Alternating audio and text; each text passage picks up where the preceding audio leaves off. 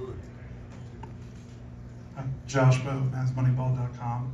Derek, with Boston all series, the way they can score at the rim and space you out at the corner. Tonight they got a lot of more corner threes.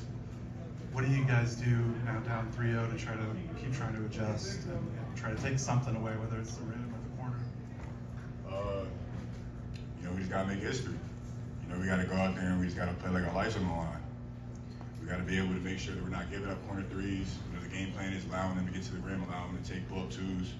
So we're gonna keep letting them do that, but we gotta be able to rotate well. We gotta be able to talk, communicate, and know when the pass is gonna go and know where we need to be. Fifth row on the left, Dan. Dan Devine, Yahoo Sports, over here, Derek. Right over here. Sorry. You said you gotta play like your lives are on the line. 156 teams have been down 3-0. No one's made it back yet. What was the mood in the locker room when you guys got back there? What's the vibe of the team standing right now? We all know what it takes. We all know we got to put everything in our minds, our body, and our soul into this game. We watching film, we're talking to one another, we're trying to figure out what we need to do. They're a great team, so you got to give them that. They know how to score. They've been doing this for a long time. So, we just got to be able to step up, learn, and just be able to adapt. Third row in the middle, Tim. Tim Cato, The Athletic. Coming into this game, the adjustment that you guys are trying to make, do you feel like you guys did a good job executing them? Was it just that, even when you were executing them, that once again, Boston is just that good of a team? Like, obviously, there's even an 11-man rotation that Jason Kidd was using tonight. It really comes down to us, just taking our foot off the gas. There were times in the game that we allowed them to be comfortable, allowed them to walk into threes, and that's what they're going to do. They're going to make the shots that they get if we're going to give them. We just can't take our foot off the gas. There was times in, I'd say the third quarter and the end of the second that we just allowed them to go on runs. We allowed them to get comfortable. And, we just can't allow that to happen. We got to be able to be up in the grill the entire game and not let our foot off the gas.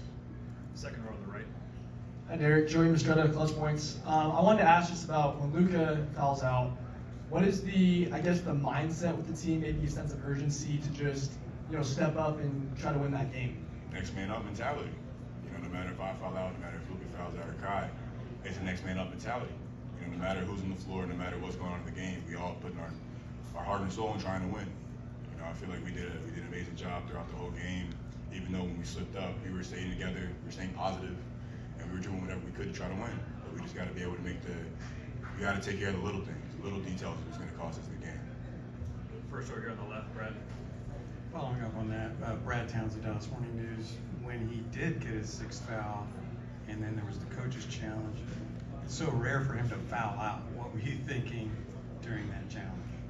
I didn't think it was a foul. I don't think any of us did. But you can't take back what the refs called. You can't take back that moment. So seeing him foul out, he putting his trust in us, his teammates, as I would do if I foul out. So just because he fouls out doesn't mean we're all going to look down. We're all going to be like, oh, boo, we lost. We're going to keep our foot on the gas.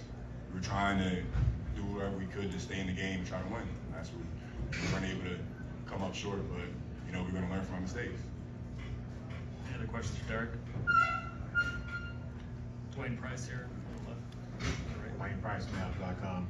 When you guys found out that Porzingis wasn't going to play, what was the mindset going into the game? Us as bigs, we were just trying to make more of an impact than we have the past two games. Trying to dunk in, trying to be all over the glass, no matter if it's defensive or offensive, and just trying to be able to get on a run.